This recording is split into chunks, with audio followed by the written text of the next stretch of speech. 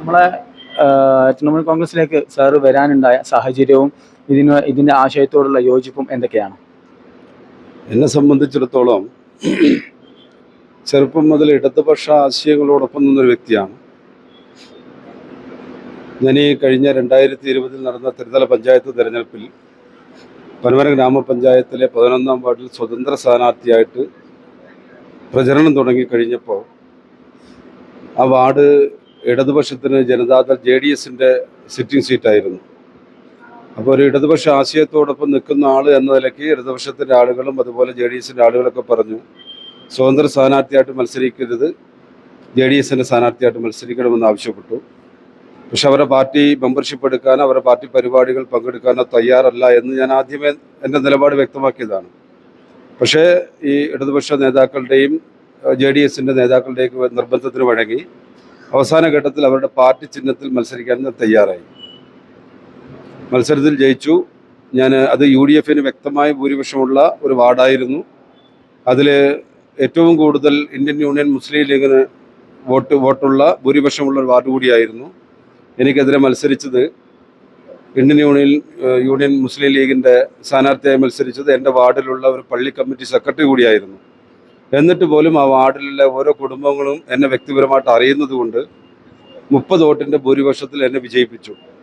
എൻ്റെ വാർഡിലെ ജനങ്ങൾ കക്ഷി രാഷ്ട്രീയത്തിന് അതീതമായി ഞാൻ ഇടതുപക്ഷ സ്ഥാനാർത്ഥിയായിട്ട് മത്സരിച്ചിട്ട് പോലും എന്നിൽ അർപ്പിച്ച വിശ്വാസം കാത്തു സൂക്ഷിക്കണമെന്ന ഉറച്ച നിലപാടുമായിട്ടാണ് ഞാൻ ഈ കഴിഞ്ഞ 4 വർഷമായിട്ട് ഞാൻ എൻ്റെ വാർഡ് മെമ്പർ എന്നുള്ള കർത്തവ്യം ഈ നിമിഷം വരെ ഞാൻ നിറവേറ്റിയത്. കഴിഞ്ഞ 2 വർഷത്തോളമായി പനമര ഗ്രാമപഞ്ചായത്തിൻ്റെ അവസ്ഥ, വയനാട് ജില്ലയിലെ ഏറ്റവും വലിയ പഞ്ചായത്താണ് പനമര ഗ്രാമപഞ്ചായത്ത്. അതുപോലെ തന്നെ കേരളത്തിലെ ഏറ്റവും വലിയ 10 പഞ്ചായത്തുകളിലൊന്നാണ് പനമര ഗ്രാമപഞ്ചായത്ത്. 23 വാർഡുകളാണുള്ളത്. അത് 11 LDFും 11 UDFുമാണ്. ഒരു BJP മെമ്പറുമാണ് വിജയിച്ചത്.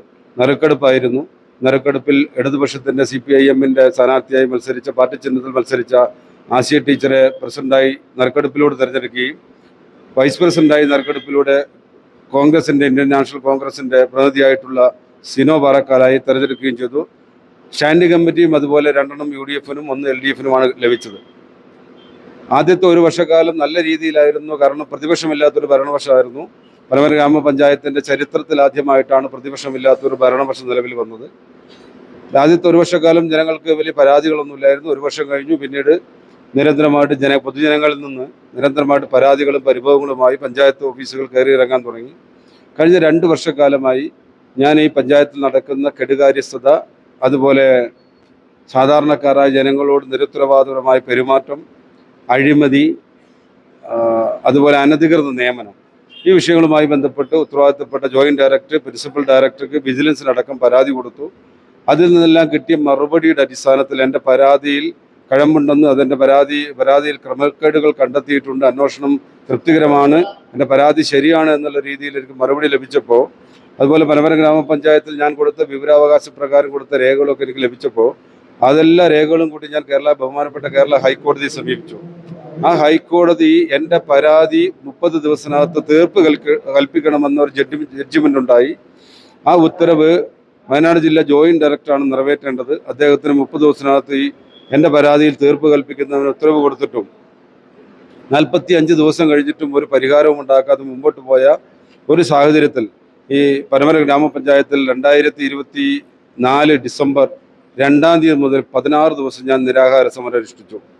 ഈ സമരം അനുഷ്ഠിക്കുന്നതിന് മുമ്പ് ഞാൻ ഇടതുപക്ഷത്തിൻ്റെ മെമ്പറായി തിരഞ്ഞെടുക്കപ്പെട്ട ആൾ എന്ന നിലയ്ക്ക് ഞാൻ അന്നത്തെ മുൻ ജില്ലാ CPIMന്റെ ജില്ലാ സെക്രട്ടറിയെ പാർട്ടി ഓഫീസിൽ പോയി നേരിട്ട് കണ്ടു. അദ്ദേഹത്തോട് 1.5 മണിക്കൂർ പനമര പഞ്ചായത്തിൽ നടന്നുകൊണ്ടിരിക്കുന്ന അവസ്ഥകളൊക്കെ പറഞ്ഞപ്പോൾ അദ്ദേഹം തന്നെ പറഞ്ഞു, ഞങ്ങളുടെ ഒരു യൂണിയൻ്റെ ഒരാളെ പനമര പഞ്ചായത്തിലേക്ക് സെക്രട്ടറി ആയിട്ട് ഞാൻ നിയമിച്ച് വിട്ടിരുന്നു, റെക്കമെൻഡ് ചെയ്ത് വിട്ടിരുന്നു. 1.5 മാസം കഴിഞ്ഞപ്പോൾ അദ്ദേഹം വന്ന് കൈകൂപ്പിയിട്ട് പറഞ്ഞു, എന്നെ എങ്ങനെയെങ്കിലും സഖാവ് എന്നെ ഇവിടുന്ന് മാറ്റിത്തരണം, ഇല്ലെങ്കിൽ ഞാൻ ലോങ് ലീവ് എടുക്കും എന്നാണ് പറഞ്ഞപ്പോൾ പനമര പഞ്ചായത്തിൻ്റെ അവസ്ഥയൊക്കെ എനിക്കറിയാം. ഞാൻ സഖാവ് അടിയന്തരമായിട്ട് ഇടപെടാം, ഇല്ലെങ്കിൽ ഞാൻ ഡിസംബർ 1-ാം തീയതി മുതൽ പനമര പഞ്ചായത്തിന് മുമ്പിൽ അനിശ്ചിതകാലം നിരാഹാര പട്ടിണി സമരം തുടങ്ങുമെന്നാണ് പറഞ്ഞത്. 1-ാം തീയതി ഞായറാഴ്ചയായിരുന്നു. അതുകൊണ്ട് 2-ാം തീയതി തിങ്കളാഴ്ച മുതൽ ഞാൻ 16 ദിവസം നിരാഹാര സമരം അനുഷ്ഠിച്ചു. എന്നിട്ടും ഈ LDFൻ്റെയോ മറ്റ് CPIMൻ്റെ ഞാൻ നേരത്തെ സൂചിപ്പിച്ചിട്ട് ജില്ലാ സെക്രട്ടറി അടക്കമുള്ള, ഇല്ലെങ്കിൽ പഞ്ചായത്ത് പ്രസിഡന്റ് അടക്കമുള്ള ഒരാളും എൻ്റെ സമര പന്തലിൽ സന്ദർശിക്കുകയോ ഇല്ലെങ്കിൽ സമരപന്തൽ എന്തിനാണ്, സമരമില്ല, എങ്ങനെ പരിഹരിക്കാമെന്ന് ഒരാശയവിനിമയം നടത്തുക പോലും ചെയ്തിട്ടില്ല. അതിനുശേഷം ഞാൻ 16ാമത്തെ ദിവസം സമരം നടത്തിക്കൊണ്ടിരിക്കുമ്പോൾ പനമരം ഗ്രാമപഞ്ചായത്തിലെ UDFന്റെ 11 മെമ്പർമാർ കൂടി പത്രസമ്മേളനം നടത്തി പറഞ്ഞു, ഞങ്ങൾ ഈ ഭരണ സംവിധാനത്തിൻ്റെ അവിശ്വാസ പ്രമേയം കൊണ്ടുവരികയാണ്. ഈ അവിശ്വാസത്തിൻ്റെ കാതലായ വശം അവർ പറഞ്ഞത് അഴിമതിക്കും കെടുകാര്യസ്ഥതയ്ക്കും അനധികൃത നിയമനത്തിനുമെതിരെ എന്നാണ് പറഞ്ഞത്. അപ്പം ഞാൻ ഈ സമരത്തിന് ഉന്നയിച്ച അതേ ആവശ്യവുമായി ബന്ധപ്പെട്ടിട്ടാണ് ഈ ഒരു അവിശ്വാസ പ്രമേയം കൊണ്ടുവന്നത്. അതിനു മുമ്പ് തന്നെ ഒരാഴ്ച മുമ്പ് തന്നെ ഞാൻ മത്സരിച്ച JDSന്റെ ചിഹ്നത്തിൽ മത്സരിച്ച ആ പാർട്ടി എന്നെ ആ സംഘടനയിൽ നിന്ന് പുറത്താക്കി എന്ന് പറഞ്ഞുകൊണ്ട് ഒരു പത്ര ന്യൂസ് എൻ്റെ സമരപ്പന്തലിൽ സമരം നടത്തുന്ന ഫോട്ടോ അടക്കം കൊടുത്തുകൊണ്ട് പത്രത്തിൽ വാർത്തകളും കൊടുത്തു. ഈ വാർത്ത കൊടുത്ത് മലയാള മനോരമ അടക്കമുള്ള പത്രങ്ങളിൽ വന്ന വാർത്ത ഇതായിരുന്നു: ഇടതുപക്ഷ നയങ്ങൾക്ക് വിരുദ്ധമായി അഴിമതിക്കെതിരെ സമരം ചെയ്യുന്നതിന് 11ാം വാർഡ് മെമ്പർ ബെന്നി ചെറിയാനെ JDSൽ നിന്ന് പുറത്താക്കിയതായി ജില്ലാ സെക്രട്ടറി മുള്ളമ്മട കുര്യാക്കോസ് വാർത്താക്കുറിപ്പിൽ അറിയിച്ചു. അദ്ദേഹം പനമരം പഞ്ചായത്തിന് മുമ്പിൽ നടത്തുന്ന സമരത്തിന് പാർട്ടിയുമായിട്ട് യാതൊരു ബന്ധവുമില്ല. ഇതായിരുന്നു വാർത്ത. അതിനുശേഷം അവിശ്വാസ പ്രമേയത്തിന് ഞാൻ, കാരണം പുറത്താക്കിയ ആളാണ്, എനിക്ക് ആർക്ക് വേണമെങ്കിൽ വോട്ട് ചെയ്യുക, ആരെ വേണമെങ്കിൽ സപ്പോർട്ട് ചെയ്യുക. ഞാൻ നടത്തിയ സമരവുമായി ബന്ധപ്പെട്ടാണ് അവിശ്വാസം കൊണ്ടുവന്നത്. അതിന് ഞാൻ വോട്ട് ചെയ്തു. അവിശ്വാസം പാസ്സായി. CPIMന്റെ പ്രസിഡന്റ് പുറത്താക്കപ്പെട്ടു. അന്ന് വൈകുന്നേരം പനമരം ടൗണിൽ എനിക്കൊരു വലിയ പ്രതിഷേധ പ്രകടനം നടന്നു. ഇവിടെ എനിക്കെതിരെ വ്യക്തിഹത്യ നടത്തിക്കൊണ്ട്, ഞാനുമായിട്ട് ഒരു ബന്ധമില്ലാത്ത കാര്യങ്ങൾ പറഞ്ഞുകൊണ്ട് വ്യക്തിഹത്യ നടത്തിക്കൊണ്ട് എനിക്കെതിരെ പ്രസംഗങ്ങൾ നടത്തി. അതിനുശേഷം അതിൻ്റെ പനമരം ടൗണിലൊരു ഗ്രൂപ്പിൽ പാർട്ടി സഖാക്കൾ അതിൽ ആ ഗ്രൂപ്പിൽ ഷെയർ ചെയ്തു ഈ കവല പ്രസംഗങ്ങളും പ്രകടനങ്ങളുമൊക്കെ. അപ്പോൾ ഞാൻ അറിയില്ലാത്ത കാര്യങ്ങൾ പറഞ്ഞ് എനിക്കെതിരെ വ്യക്തിഹത്യ നടത്തിയപ്പോൾ ഞാൻ അതിന് പ്രത്യേകിച്ച് ആ ഗ്രൂപ്പിൽ തന്നെ മറുപടി പറഞ്ഞു. പാർട്ടിയുടെ ഒരു ഏരിയ വലിയ, അതായത് കഴിഞ്ഞ 8-9 വർഷം കൊണ്ട് 10 കോടി രൂപയിലധികം അനധികൃതമായി പാർട്ടിയുടെ തണലിൽ, ഭരണത്തിന് തണലിൽ സമ്പാദിച്ച ഒരു ഏരിയ കമ്മിറ്റി മെമ്പർക്കെതിരെ കൃത്യമായ തെളിവ് സഹിതം ഞാൻ ആ ഗ്രൂപ്പിൽ തന്നെ വോയിസ് മെസ്സേജ് അയച്ചു. ഈ വോയിസ് മെസ്സേജ് അയച്ചതിൻ്റെ അടിസ്ഥാനത്തിൽ എന്നെ വധിക്കുമെന്നും എന്നെ കൈയും കാലും ഒടിക്കുമെന്നൊക്കെ പറഞ്ഞ് പാർട്ടിയുടെ ഭാഗത്തു നിന്നൊക്കെ ഭീഷണി മുഴക്കി. അതിനുശേഷം പനമരം പഞ്ചായത്തിലെ പനമരം ടൗൺ ബസ് സ്റ്റാൻഡിൽ വലിയ CPIMന്റെ ജില്ലാ കമ്മിറ്റിയുടെ നേതൃത്വത്തിൽ വലിയ പ്രതിഷേധ പ്രകടനവും പൊതുയോഗങ്ങളും ഒക്കെ നടത്തി. ഞാൻ കേവലം ഒരു പാർട്ടിയുടെ പ്രതിനിധിയല്ല, ഒരു മതസംഘടനയുടെയോ വേറെ ഏതെങ്കിലും സംഘടനയുടെ പ്രതിനിധിയല്ല, കേവലം ഒരു പഞ്ചായത്ത് മെമ്പർ മാത്രമായിട്ടുള്ള എനിക്കെതിരെ CPIMന്റെ വയനാട് ജില്ലാ കമ്മിറ്റി മുൻ സെക്രട്ടറിയും പുതിയ സെക്രട്ടറി അടക്കമുള്ള 2 സെക്രട്ടേറിയറ്റ് അംഗങ്ങൾ അടക്കമുള്ള ഏരിയ സെക്രട്ടറി, ലോക്കൽ സെക്രട്ടറി അടക്കമുള്ള വലിയ ജില്ലാ കമ്മിറ്റി മൊത്തം വന്ന് ഒരു വ്യക്തി എന്ന നിലയ്ക്ക് എനിക്കെതിരെ വലിയ പ്രക്ഷോഭവും പ്രതിഷേധ യോഗങ്ങളൊക്കെ നടത്തുകയാണ് ചെയ്തത്. അപ്പം ഞാൻ ചോദിച്ചു, ഞാൻ അവിടെ സഖാക്കൾ വിളിച്ചു, ഞാനൊരു വ്യക്തിയാണ്, ഒരു പ്രസ്ഥാനമല്ല, ഒരു രാഷ്ട്രീയമോ അല്ലെങ്കിൽ ഒരു മതസംഘടനയുടെ വക്താവല്ല, കേവലം ഒരു പഞ്ചായത്ത് മെമ്പറാണ്. എനിക്കെതിരെ എത്രയേറെ പ്രതിഷേധം നടത്താൻ നിങ്ങൾക്ക് ഞാൻ എന്ത് തെറ്റാ ചെയ്തത്? അപ്പം പറഞ്ഞു, എന്നെ ഒരു നടക്ക് വിടില്ല എന്ന് പറഞ്ഞിട്ട് ഭീഷണിപ്പെടുത്തി. ഈ കഴിഞ്ഞ ഒരാഴ്ച മുമ്പ് ഞാൻ പനമരം ഗവൺമെൻറ് ഹൈസ്കൂൾ റോഡ് ജംഗ്ഷനിൽ എൻ്റെ വീട്ടിലേക്ക് സാധനം വാങ്ങിച്ച് തിരിച്ചു പോകുമ്പോൾ എൻ്റെ മകൾ ഫോൺ ചെയ്തു. മകളുമായി ഫോണിൽ സംസാരിച്ചു കൊണ്ടിരിക്കുന്ന ഇടയിൽ DYFIയുടെയും CPIMന്റെയും CITUവിൻ്റെയും പ്രവർത്തകർ 6-7 ആളുകൾ വളഞ്ഞ് എന്നെ കമ്പി വടി കൊണ്ട് കത്തിക്കൊണ്ട് ആക്രമിച്ചു. എൻ്റെ ഈ കയ്യിലും ഈ കൈ നിവർത്താൻ പറ്റില്ല, നീരാണ് ഫുള്ള്. ഭക്ഷണം പോലും കഴിക്കാൻ പറ്റാത്തൊരവസ്ഥയിലാണ് ഉള്ളത്. അതുപോലെ ഇത് കംപ്ലീറ്റ് കമ്പി വടി കൊണ്ട് തലക്കടിച്ച് തടുത്തതാണ്. ഇത് കംപ്ലീറ്റ് ഇവിടെ ഫുള്ള് ഇപ്പം കുറച്ച് പാട് കുറഞ്ഞതാണ്. അപ്പം വലിയ രീതിയിലുള്ള അക്രമം അഴിച്ചുവിട്ടത് ഇവരുടെ ജനങ്ങളും ആ സമയം തൊട്ടു പുറകിൽ, അതായത് 100 മീറ്റർ അപ്പുറത്താണ് പനമരം പോലീസ് സ്റ്റേഷൻ. ആ പോലീസ് സ്റ്റേഷന് മുറ്റത്തു നിന്നാണ് ഈ വലിയ അക്രമം നടത്തിയത്. ഉടനെ മാനന്തവാടി മെഡിക്കൽ കോളേജിലെത്തി. മെഡിക്കൽ കോളേജ് ചികിത്സയിലായിരുന്നു. അതിനുശേഷം ഞാൻ ആ ചികിത്സയിൽ നടന്നപ്പോഴും ഞാൻ സമരപ്പന്തലിരിക്കുമ്പോഴും എന്നെ സന്ദർശിച്ച ഒരു ജനപ്രതി എന്ന് പറയുന്നത് ബഹുമാനപ്പെട്ട PV അൻവർ MLA ആണ്, ex-MLA ആണ്. അദ്ദേഹത്തിന് 2014 വയനാട് പാർലമെന്റിൽ മത്സരിച്ച അദ്ദേഹം ഇവിടെ നടത്തിയിട്ടുള്ള ഒരുപാട് പ്രവർത്തനങ്ങൾ, ഞാൻ വയനാട് ജില്ലയുടെ വിവിധ ഭാഗങ്ങളിൽ അദ്ദേഹം നടത്തിയിട്ടുള്ള തെരഞ്ഞെടുപ്പ് പ്രചരണവുമായി ബന്ധപ്പെട്ട് അദ്ദേഹം നടത്തിയിട്ടുള്ള ഒരുപാട് ചാരിറ്റി പ്രവർത്തനങ്ങളുമായി ഞാൻ എൻ്റെ അടുത്ത സുഹൃത്തുക്കളൊക്കെ കേട്ടറിഞ്ഞിട്ടുണ്ട്. അപ്പം വലിയൊരു മനസ്സിന് ഉടമയാണ് എന്ന് 2014 മുതൽ അദ്ദേഹത്തെ പറ്റി എനിക്കറിയാം. പിന്നെ അദ്ദേഹം എടുത്ത ഓരോ നിലപാടുകളും വളരെ ചങ്കൂറ്റത്തോടെ നട്ടലുള്ള ഒരു ഉറച്ച നിലപാടോട് കൂടിയിട്ട് മുമ്പോട്ട് പോകുന്ന ഒരു നേതാവാണ് PV അൻവർ എന്ന് തോന്നി. അതുകൊണ്ട് അദ്ദേഹത്തോടൊപ്പം ചേരണം തോന്നി. അതുകൊണ്ട് വളരെ അഭിമാനത്തോടുകൂടി ഞാൻ അദ്ദേഹത്തിൻ്റെ പാർട്ടിയോട് സഹകരിക്കാൻ തയ്യാറാണ് എന്ന് ഞാൻ അദ്ദേഹത്തെ അറിയിച്ചു. അതിൻ്റെ അടിസ്ഥാനത്തിലാണ് ഇന്ന് പനമരത്ത് തൃണമൂൽ കോൺഗ്രസിൻ്റെ വയനാട് ജില്ലാ പ്രവർത്തക കൺവെൻഷൻ ചേർന്നത്. ഈ കൺവെൻഷനിൽ അദ്ദേഹത്തോടൊപ്പം ചേരുന്ന കാര്യം ഞാൻ പ്രഖ്യാപിക്കുകയും ചെയ്തു. ഇന്നലെ അദ്ദേഹം എനിക്ക് ഉറപ്പ് തന്നു, ഇന്ന് വരെ ബെന്നി ചെറിയാനെതിരെ എന്ത് അക്രമം ഉണ്ടായിട്ടുണ്ടെങ്കിലും, എന്ത് തേജോവധം ചെയ്തിട്ടുണ്ടെങ്കിലും, ഏത് രീതിയിൽ ബെന്നി ചെറിയാനെതിരെ ഏത് രീതിയിലുള്ള പ്രവർത്തനം ആരുടെ ഭാഗത്തുനിന്നുണ്ടായിട്ടുണ്ടെങ്കിലും പിന്നെ കുഴപ്പമില്ല. ഈ നിമിഷം മുതൽ, ഇന്നലെ രാത്രി മുതൽ, ഒരു വിരൽ ബെന്നി ചെറിയാൻ്റെ നേരെ ചൂണ്ടിയാൽ 1000 വിരലുകൾ ചൂണ്ടുന്നവന്റെ നേരെ ചൂണ്ടാൻ PV അൻവറും തൃണമൂൽ കോൺഗ്രസും ഉണ്ടാകുമെന്ന ഉറപ്പ് നൽകി എന്നെ ഈ പ്രസ്ഥാനത്തിലേക്ക് ചേർത്താണ്. അതുകൊണ്ട് എനിക്ക് ഉറപ്പുണ്ട്, ഇന്ന് കേരളം നേടുന്ന ഈ വലിയ വയനാട് ജില്ല നേടുന്ന ഈ വന്യമൃഗശല്യം, അതുപോലെ ഈ കടക്കണി, ഈ ജപ്തി ഭീഷണി, ഈ അടക്കമുള്ള വിവിധ വിഷയങ്ങളിൽ ശ്രീ PV അൻവറിന്റെ നേതൃത്വത്തിലുള്ള ഒരു പ്രസ്ഥാനത്തിന് പരിഹാരം കണ്ടെത്താൻ സാധിക്കും. അതുപോലെ ദേശീയ അടിസ്ഥാനത്തിൽ തൃണമൂൽ കോൺഗ്രസിന്റെ ദീദി മമതാ ബാനർജിയുടെ നേതൃത്വത്തിലുള്ള തൃണമൂൽ കോൺഗ്രസിലൂടെ ഈ പ്രശ്നങ്ങൾക്ക് ദേശീയ അടിസ്ഥാനത്തിൽ തന്നെ പരിഹാരം കണ്ടെത്താൻ സാധിക്കുമെന്നുള്ള ഉറച്ച വിശ്വാസമുണ്ട്. അതുകൊണ്ട് മാത്രമാണ് ഞാൻ ശ്രീ PV അൻവർ അദ്ദേഹത്തോടു കൂടെ ഈ പാർട്ടിയിൽ ചേരുവാൻ തയ്യാറായത്. തുടർന്ന് വലിയൊരു മാറ്റം, ഇന്ന് ഞങ്ങൾ ഒരു താൽക്കാലിക കൺവെൻഷനാണ് ചേർന്ന് 150ഓളം ആളുകളാണ് ഈ കൺവെൻഷനിൽ പങ്കെടുത്തത്. വരും ദിവസങ്ങളിൽ 3 മണ്ഡലങ്ങളിലും അതിനുശേഷം വിപുലമായ ജില്ലാ സമ്മേളനവും വിളിച്ചു ചേർക്കുന്നുണ്ട്. വലിയൊരു രാഷ്ട്രീയ മുന്നേറ്റം ശ്രീ PV അൻവർ ഖാന്റെ കൂടെ, ആ പ്രസ്ഥാനത്തിന്റെ കൂടെ വലിയൊരു രാഷ്ട്രീയ മുന്നേറ്റം വയനാട് ജില്ലയിൽ ഉണ്ടാകുമെന്ന് ഉറപ്പുണ്ട്. അതിൻ്റെ ഭാഗമാണ് വയനാട് ജില്ലയുടെ വിവിധ ഭാഗങ്ങളിൽ നിന്ന് ജസ്റ്റ് ഫോൺ വിളിച്ചറിയിച്ചതിൻ്റെ അടിസ്ഥാനത്തിൽ 150ഓളം ആളുകൾ ഈ കൺവെൻഷനിൽ പങ്കെടുത്തത്.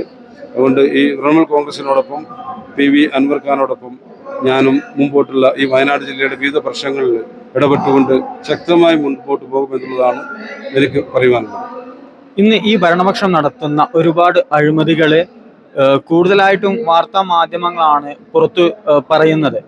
അതിനെ ഫോളോ അപ്പ് ചെയ്യുന്നത് വേറൊരു പാർട്ടികളുമില്ല, PV അൻവർ സാഹിബ് അല്ലാതെ. ഇത്രത്തോളം ഭരണപക്ഷത്തെ വിമർശിക്കുകയും അതിന്റെ അഴിമതികൾ തുറന്നു പറയുകയും കേരളം ഉടനീളം നടന്ന് ഈ വിഷയത്തെ ബോധവൽക്കരണം ചെയ്യുന്നത് PV അൻവർ സാഹിബ് തന്നെയാണ് ഈ ഒരു സമയത്ത്. അപ്പോൾ ഇങ്ങനെ ഒരു സംഭവം നടക്കുന്ന സമയത്ത് ജനങ്ങൾക്ക് വേണ്ടിയിട്ട് ഇത് പറയേണ്ടതായിട്ടുണ്ട്. അതുകൊണ്ട് തന്നെ PV അൻവർ സാഹിബിന്റെ കൂടെ കൂടുന്നതാണ് ഏറ്റവും നല്ല. ജനങ്ങൾക്ക് എന്തെങ്കിലും ചെയ്യണമെന്നുണ്ടെങ്കിൽ ഇപ്പോൾ തൃണമൂൽ കോൺഗ്രസിന്റെ കൂടെ കൂടുക എന്നുള്ളൊരു എന്താ പറയുക മാനസിക ഒരു ചിന്ത കൂടി ഇതിന് പിന്നിലുണ്ടോ? തീർച്ചയായിട്ടും. കാരണം കേരളത്തിൽ ഇപ്പം നടക്കുന്ന സംസ്ഥാന ഗവൺമെന്റ് മുഖ്യമന്ത്രിയുടെ നേതൃത്വത്തിൽ നടക്കുന്ന കേരളത്തിലെ ജനങ്ങൾ പണ്ട് കാലം പോലെയല്ല. ഇന്ന് എല്ലാ കാര്യങ്ങളും ദൃശ്യപത്രമാധ്യമങ്ങൾ ലൈവായിട്ട് കാണാൻ പറ്റും. കാരണം നമ്മുടെ കയ്യിലിരിക്കുന്ന മൊബൈൽ കൃത്യമായിട്ടൊന്ന് ക്ലിക്ക് ചെയ്തിട്ടുണ്ടെങ്കിൽ ഓരോ സ്ഥലത്തും നടക്കുന്ന വിവരാവകാശ പ്രകാരം കേരളത്തിലെ വിവിധ സാമൂഹിക സാംസ്കാരിക പ്രവർത്തകർ, രാഷ്ട്രീയ പ്രവർത്തകരൊക്കെ വാങ്ങിച്ചിട്ടുള്ള വിവരാവകാശ രേഖകളടക്കമാണ് ഓരോ സോഷ്യൽ മീഡിയയിലും പ്രസിദ്ധീകരിക്കുന്നത്. അത് കണ്ടാലറിയാം. അപ്പോൾ മുഖ്യമന്ത്രിയുടെ നേതൃത്വത്തിൽ നടക്കുന്ന ഓരോ കാര്യങ്ങൾക്കും, അഴിമതികൾക്ക് അത് അടക്കം കൃത്യമായി ചോദ്യം ചെയ്ത, അതുപോലെ സംസ്ഥാന പോലീസ് മേധാവിയെ അദ്ദേഹത്തിന്റെ ഭാഗത്തുണ്ടായ വീഴ്ചയെ, അദ്ദേഹത്തിന്റെ ഭാഗത്തുണ്ടായ ഗുരുതരമായ ക്രമക്കേടുകളെ ചൂണ്ടിക്കാണിച്ച ഒരേ ഒരു നേതാവ് ശ്രീ PV അൻവർ, അദ്ദേഹം മാത്രമേ ഉള്ളൂ. അതുകൊണ്ട് അത്രയും നട്ടലുള്ള ചങ്കൂറ്റമുള്ള ഒരു നേതാവിന്റെ പിന്നാലെയാണ് ഇന്ന് കേരളത്തിലെ യുവാക്കള്, കേരളത്തിലെ പൊതുജനങ്ങൾ സംഘടിക്കാൻ തയ്യാറായിരിക്കുന്നതിന്റെ അടയാളം കൂടിയാണ് ഇന്നത്തെ ഞങ്ങളുടെ കൺവെൻഷൻ. ഇന്ന് 2 ദിവസം മുൻപ് രാവിലെ PV അൻവർ സാഹിബ് പറഞ്ഞു നാട്ടിലേക്ക് ഇറങ്ങുന്ന വന്യമൃഗങ്ങളെ വെടിവെച്ച് കൊല്ലണമെന്ന്. ആന കിണറ്റിൽ വീണതിനെ സംബന്ധിച്ചാണ് അദ്ദേഹം പറഞ്ഞിട്ടുണ്ടെങ്കിൽ പോലും അന്ന് രാത്രി തന്നെ ഇവിടെ കടുവ ആക്രമിക്കുകയും ഒരു സ്ത്രീ മരണപ്പെടുകയും ചെയ്തു. അപ്പൊ ഈ ഒരു വിഷയം തന്നെയാണ് പിന്നീട് അത് വെടിവെച്ച് കൊല്ലാനുള്ള ഉത്തരവ് ഇറക്കുകയും ഒക്കെ ചെയ്തിരുന്നത്, അല്ലേ? അതെ, തീർച്ചയായിട്ടും. കാരണം അൻവർ സാഹിബ് പറഞ്ഞത് മറ്റൊന്നല്ല, അദ്ദേഹം വിദേശ രാജ്യങ്ങളിലൊക്കെ യാത്ര ചെയ്യുന്ന ആളുകളാണ്. ഇത് വിദേശ രാജ്യങ്ങളിൽ വന്യമൃഗ ശല്യം കൂടിക്കഴിഞ്ഞാൽ, ക്രമാതീതമായി വർദ്ധിച്ചു കഴിഞ്ഞാൽ അതിനെ വെടിവെച്ച് കൊള്ളുവാനുള്ള ഉത്തരവ് അതാത് ഗവൺമെൻറ്റുകൾ എടുക്കാറുണ്ട്, കൃത്യമായിട്ട് ചെയ്യാറുമുണ്ട്. നമ്മുടെ കേരളത്തെ സംബന്ധിച്ച്, ഇന്ത്യയെ സംബന്ധിച്ച് 1972 ആ വന നിയമം പരിഷ്കരിക്കുന്നതിന് വേണ്ടി, അത് പുതുക്കി എഴുതുന്നതിന് വേണ്ടി ഇന്ന് വരെ വന്നിട്ടുള്ള ഒരു ഗവൺമെൻറ് തയ്യാറായിട്ടില്ല. അതിൻ്റെ ഭാഗമായിട്ടാണ് ഓരോ ദിവസവും, കാരണം കേരളത്തിലെ ഓരോ ജില്ലകളിലും നിരവധി ആളുകളാണ് വന്യമൃഗ ആക്രമണത്തിനെതിരെയായി കൊല്ലപ്പെടുന്നത്. അപ്പോൾ അദ്ദേഹം വിദേശ രാജ്യങ്ങൾ സന്ദർശിച്ചിട്ടുള്ള അവിടെയുള്ള സംവിധാനങ്ങൾ നേരിട്ട് കണ്ട് ബോധ്യപ്പെട്ടതിൻ്റെ അടിസ്ഥാനത്തിലാണ് ഏതൊക്കെ രീതിയിൽ മാറ്റം വരുത്തണം, വെടിവെച്ച് കൊല്ലണമെന്ന് പറഞ്ഞത് മറ്റു രാജ്യങ്ങൾ നടപ്പിലാക്കിക്കൊണ്ടിരിക്കുന്ന നിയമങ്ങൾ ഇവിടെയും പ്രാവർത്തികമാക്കണം എന്ന് ആവശ്യപ്പെട്ടുകൊണ്ട് അദ്ദേഹം പറഞ്ഞു. അല്ലാതെ അനധികൃതമായി നിയമവിരുദ്ധമായി ഒരു വന്യമൃഗത്തെ വെടിവെച്ച് കൊള്ളണം എന്നല്ല അദ്ദേഹം പറഞ്ഞത്. ഇവിടെ നിയമം 1972 നിയമം ഭേദഗതി ചെയ്തുകൊണ്ട് വർദ്ധിച്ചു വരുന്ന വന്യമൃഗങ്ങളെ ജനസാന്ദ്ര മേഖലകളിലേക്ക് ഇറങ്ങിക്കൊണ്ടിരുന്ന വന്യമൃഗങ്ങളെ വെടിവെച്ച് കൊല്ലുന്നതിനുള്ള നിയമം അനുവദിക്കണം, നിയമം പാസ്സാക്കണമെന്ന് അദ്ദേഹം ആവശ്യപ്പെട്ടത്. അല്ലാതെ നിയമം കയ്യിലെടുത്തുകൊണ്ട് അനധികൃതമായി ആരെങ്കിലും വന്യമൃഗങ്ങളെ വെടിവെച്ച് കൊല്ലണം എന്നല്ല അദ്ദേഹം ആവശ്യപ്പെട്ടത്. അതെ, അതായത് ജനങ്ങൾക്ക് ബുദ്ധിമുട്ടാകുന്നത് എന്താണോ ആദ്യം മനുഷ്യന് വില നൽകുക, അതിനുശേഷം മൃഗങ്ങൾക്ക് എന്നുള്ളതല്ലേ? തീർച്ചയായിട്ടും. കാരണം ആവാസ വ്യവസ്ഥ നിലനിൽക്കേണ്ടത് മനുഷ്യന് വേണ്ടിയിട്ടാണ്, ഇവിടെ മൃഗങ്ങൾക്ക് വേണ്ടിയല്ല. കാരണം മനുഷ്യൻ ജീവിക്കണമെങ്കിൽ പ്രകൃതി ആയാലും ഇല്ലെങ്കിൽ വന്യമൃഗങ്ങളായാലും ഇപ്പൊ പട്ടിയെ, കാരണം നമ്മുടെ എനിക്ക് തോന്നുന്നു ഒരു 20 വർഷം മുമ്പ് നമ്മുടെ നാട്ടിലൊക്കെ പട്ടിയെപ്പിടുത്തക്കാർ എല്ലാ സീസണിലും വരും. അങ്ങനെ പട്ടിയെ പിടിച്ച്, കാരണം തെരുവ് പട്ടികൾ കൂടുതലായി വരും, അതിനെ പിടിച്ച് കൊല്ലും. കൃത്യമായിട്ട് അതിന്റെ സംവിധാനങ്ങൾ ഉണ്ടായിരുന്നു. ഇന്ന് എന്തിന് നമ്മുടെ കടുവ, ഒരു 4-5 ദിവസം മുമ്പ് നമ്മുടെ രാധ എന്ന യുവതിയെ കടുവ പിടിച്ചു കൊന്നു. സംസ്ഥാന ഗവൺമെന്റിന്റെ ഭാഗത്തുനിന്ന്, വനം വകുപ്പ് മന്ത്രിയുടെ ഭാഗത്തുനിന്ന് കടുവയെ വെടിവെച്ച് കൊല്ലാൻ ഉത്തരവ് വന്നു. അപ്പൊ മേനകാ ഗാന്ധി അതാ തൊട്ടടുത്ത ദിവസം ദൃശ്യപത്ര മാധ്യമങ്ങളിലൂടെ പറഞ്ഞു അതിനെ വെടിവെച്ച് കൊല്ലാൻ പാടില്ല എന്ന്. ഇതേ മേനകാ ഗാന്ധിയാണ് പറഞ്ഞത് തെരുവ് പട്ടികളെ വന്ധീകരിക്കാനോ കൊല്ലാനോ പാടില്ല എന്ന് പറയുന്നത്. ഞാൻ ചോദിക്കുന്നത്, ഇന്ന് കോഴി വസന്ത ഉണ്ടായിട്ടെങ്കിൽ കോഴികളെ കംപ്ലീറ്റ് കൊന്നു തീർക്കും. താറാവിന് രോഗം വന്നാൽ താറാവിനെ കംപ്ലീറ്റ് കൊന്നു തീർക്കും. മുയലിനോ പന്നിക്കോ അസുഖം വന്നാൽ അതിനെ കംപ്ലീറ്റ് കൊല്ലും. എന്തുകൊണ്ട് പട്ടികളെ മാത്രം കൊല്ലാൻ വേണ്ടിയിട്ട് സംസ്ഥാന ഗവൺമെന്റോ കേന്ദ്ര ഗവൺമെന്റോ തയ്യാറാകുന്നില്ല? കാരണം ഇവിടെയൊക്കെ രാവിലെ പല ഈ പോക്കറ്റ് റോഡുകളും കണ്ട രാവിലെ ഈ വെളുപ്പിനെ സംബന്ധിച്ച് മഴയാണെങ്കിലും മഞ്ഞാണെങ്കിലും വെയിലാണെങ്കിലും തണുപ്പാണെങ്കിലും രാവിലെ ഏറ്റവും കൂടുതൽ രാവിലെ കൊച്ചുകുട്ടികൾ, 4-5 വയസ്സുള്ള കൊച്ചുകുട്ടികൾ, മദ്രസകളിലേക്ക് പോകുന്ന കൊച്ചുകുട്ടികൾ, 2-3 കുട്ടികൾ ഒറ്റയ്ക്കൊക്കെ വരിക. അവരെ പട്ടികൾ, കാരണം 8-10-15 പട്ടികൾ കൂടി നിന്ന് ആക്രമിക്കുന്നത്. പ്രായമുള്ളവരെ, എൻ്റെ കഴിഞ്ഞ ദിവസം എൻ്റെ ഭാര്യ പള്ളിയിൽ പോകാൻ വേണ്ടി രാവിലെ ഇറങ്ങി വന്നപ്പോൾ 4-5 പട്ടികൾ ഓടിച്ച് വീണ് നെറ്റിയും മൂക്കൊക്കെ പൊട്ടി. ഇപ്പോൾ വലിയ ആളുകൾക്ക് പോലും നിവൃത്തിയില്ലാത്ത ഒരു സാഹചര്യത്തിലും ഈ വർദ്ധിച്ചു വരുന്ന തെരുവ് പട്ടികൾക്കെതിരെ അതിനെതിരെ സംവിധാനം ഉണ്ടാക്കാൻ സംസ്ഥാന ഗവൺമെന്റോ കേന്ദ്ര ഗവൺമെന്റ് തയ്യാറാകുന്നില്ല. കാരണം ഈ അതിനുള്ള പേവിഷ സംവിധാനത്തിലൂടെ കോടികൾ കൊള്ളയടിക്കുന്ന മരുന്ന് കമ്പനിക്കാരുടെ അതിനെ ഒത്താശ ചെയ്യുന്ന കേന്ദ്ര ഗവൺമെന്റ് ചില ഉദ്യോഗസ്ഥരുടെ, ചില ഭരണ സംവിധാനത്തിന്റെ ഒക്കെ വക്താക്കളായി മാറിക്കൊണ്ട് സാധാരണക്കാരനെ ഏതൊക്കെ രീതിയിൽ ദ്രോഹിക്കാൻ പറ്റുമോ ആ രീതിയിലൊക്കെ തെരുവട്ടികളുടെ പേരിൽ, വന്യമൃഗങ്ങളുടെ പേരിലൊക്കെ ദ്രോഹിക്കുന്ന ഒരവസ്ഥയാണ്. അതിന് ശക്തമായി പ്രതികരിക്കാനും കേരളത്തിൽ അതിന് ശക്തമായ മുന്നേറ്റം നടത്താനും കഴിവുള്ള ഒരേ ഒരു നേതാവുണ്ടെങ്കിൽ ശ്രീ PV അൻവറാണ്. അദ്ദേഹത്തോടൊപ്പം ഇന്ന് വയനാടാണെങ്കിൽ നാളെ അധികം താമസിയാതെ വരും നാളുകളിൽ കേരളത്തിലെ വലിയൊരു മുന്നേറ്റം ഈ വന്യമൃഗ ശല്യത്തിനും അതുപോലെ ജനങ്ങൾ നേരിടുന്ന ഈ രീതിയിലുള്ള തെരുവ് നായ്ക്കൾ അടക്കമുള്ള ശല്യം, അതുപോലെ കടക്കണി, ജപ്തി ഭീഷണി അടക്കമുള്ള വിഷയങ്ങളിൽ വലിയൊരു മുന്നേറ്റം, ജനകീയ മുന്നേറ്റം ശ്രീ PV അൻവർ അദ്ദേഹത്തിന്റെ നേതൃത്വത്തിൽ ഉണ്ടാകുമെന്നുള്ള കാര്യത്തിൽ ഒരു സംശയവുമില്ല. ആ ഉറപ്പിന്റെ പേരിൽ ഞാനും വയനാട് ജില്ലയുടെ വിവിധ ഭാഗത്ത് നിന്ന് വന്ന ജനങ്ങളും ഇന്ന് അദ്ദേഹത്തോടൊപ്പം ചേരാൻ തീരുമാനിച്ചത്, ഈ കൺവെൻഷനിൽ പങ്കെടുത്തത്.